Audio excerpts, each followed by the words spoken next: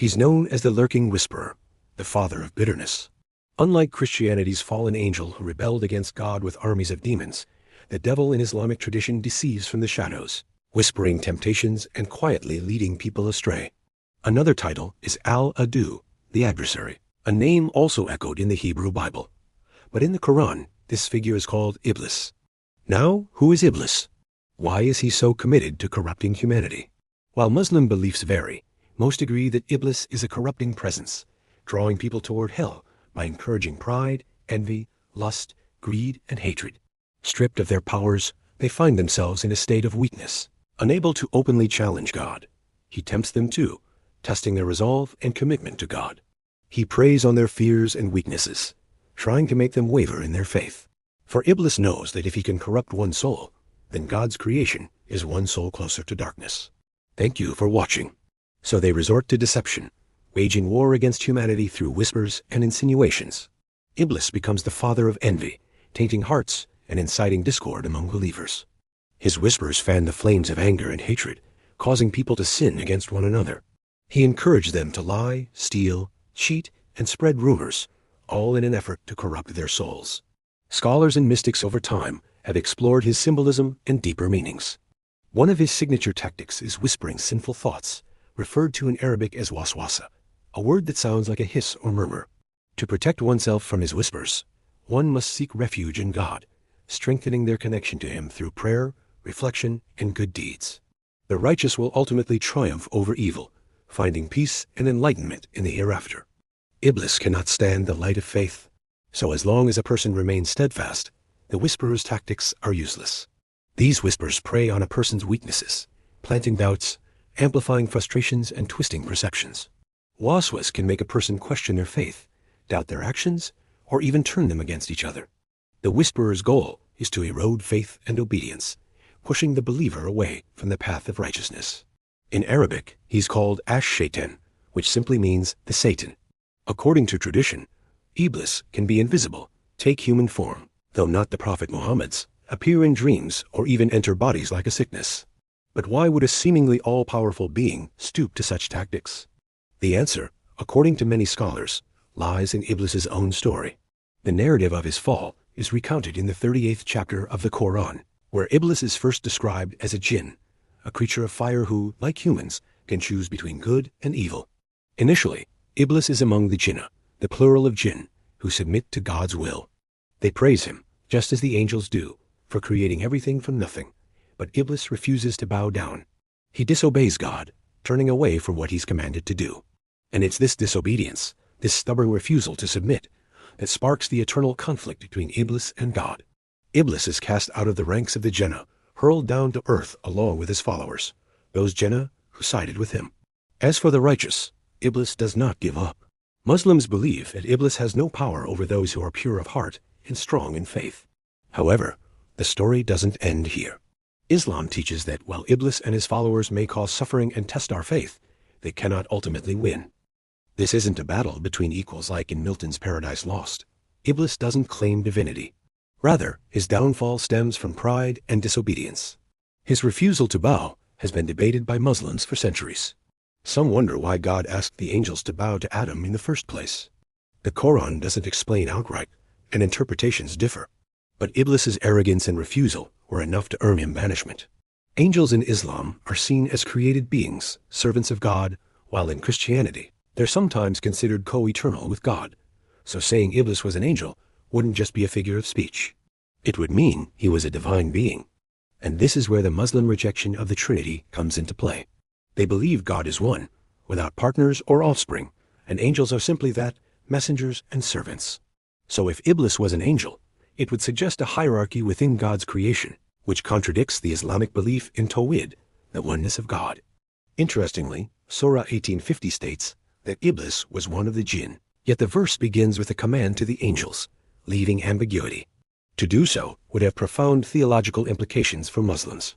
Therefore, when we talk about Iblis, it's best to avoid labels like fallen angel or Satan, which carry significant baggage in other religions, especially in Christianity. Instead, let's just say Iblis, a being who fell from grace, whether he was an angel, a jinn, or something else entirely. Let his story serve as a reminder of the importance of humility and obedience. For whatever his origins, his story reminds us of the consequences of pride and the importance of recognizing our place in the grand scheme of things. Some scholars say he was among the angels, but not of them like a teacher in a class told to raise their hand. But who doesn't because they aren't a student? According to early traditions, Iblis may have once been a pious jinn elevated to heavenly status. Captured during an ancient heavenly war, he was raised among the angels but remained fundamentally different, a jinn, not an angel. Others, however, argue that he was of the jinn could mean he was of heavenly origin, based on the Arabic word jannah. This would make him a creature of fire and spirit superior, in his own view, to clay. In early Islam, the categories of angels and jinn weren't always distinct. Some traditions describe jinn as a type of angel made from fire. Others say the term jinn referred to powerful, fiery beings among the angels themselves. Is there a connection? Well, here's where things get really interesting. The Quran does seem to allude to Iblis's fall from a higher status, but it doesn't spell out the details. Surah 720 speaks of Iblis as having been from those who were sent, implying a celestial origin.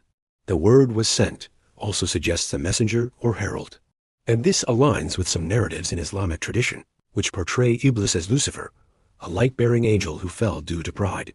This mirrors the Christian idea of Satan as a fallen angel, but the Quran never explicitly states Iblis was an angel. It merely hints at it, and this is crucial.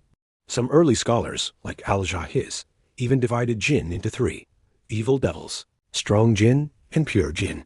So for early Muslims, it wasn't always an either or. Some believed Iblis could be both angelic and jinn-like. Mystics later offered unique perspectives.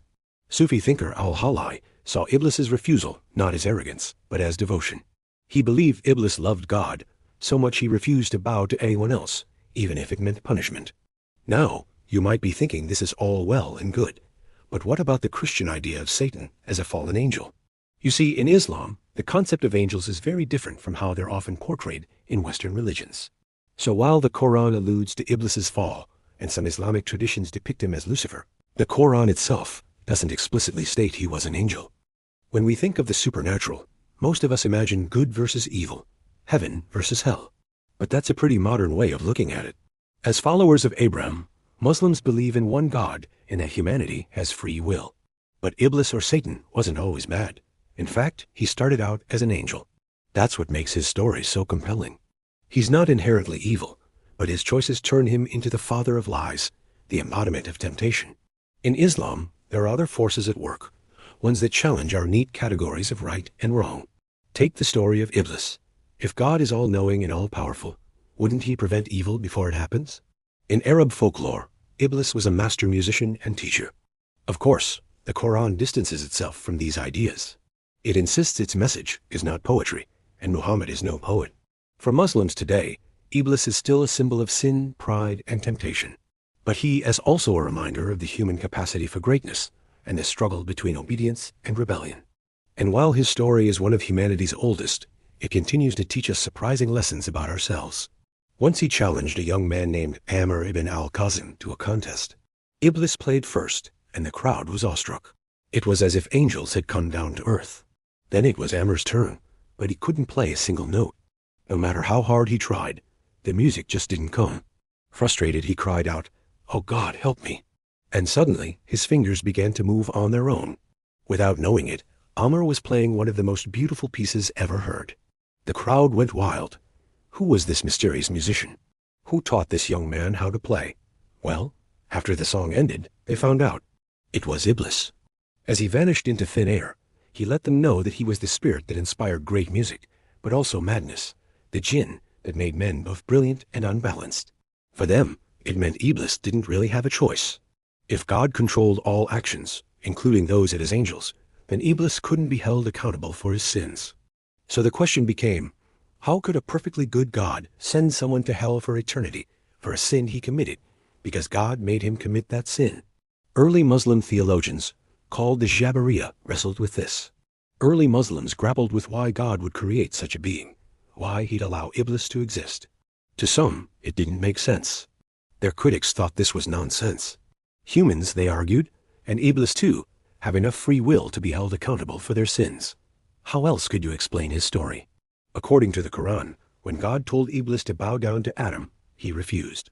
He was too proud to submit to a human.